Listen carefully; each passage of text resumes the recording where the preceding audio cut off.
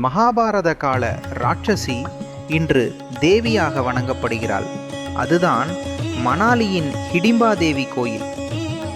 கௌரவர்களிடமிருந்து தப்பிய பாண்டவர்கள் காமியக வனத்தில் தஞ்சமடைந்தார்கள். அந்த காட்டை ஆண்டவன் ராட்சசன் ஹிடிம்பன். அவன் தங்கை ஹிடிம்பா. அண்ணன் கட்டளைக்காக வந்தாள்.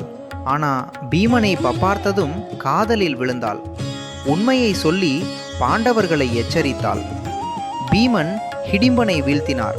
பின் குந்தியின் சம்மதத்துடன் பீமன் ஹிடிம்பா திருமணம் நடந்தது. ஒரு வருடத்தில் மகன் கடோத்கஜன் பிறந்தான். பின் பீமன் கிளம்பினார். ஹிடிம்பா மட்டும் தனியாக மகனை வளர்த்தாள். பின்னர் காட்டுக்குள் சென்று கடும் தவம் செய்தாள்.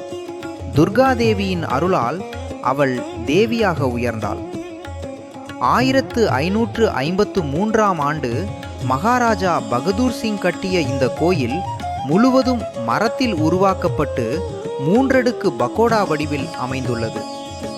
இன்றும் மக்கள் ஜெய் மா ஹிடிம்பா என்று பக்தியுடன் வணங்குகிறார்கள். புதுமண தம்பதிகள் கூட இங்கே ஆசீர்வாதம் பெற வருகிறார்கள்.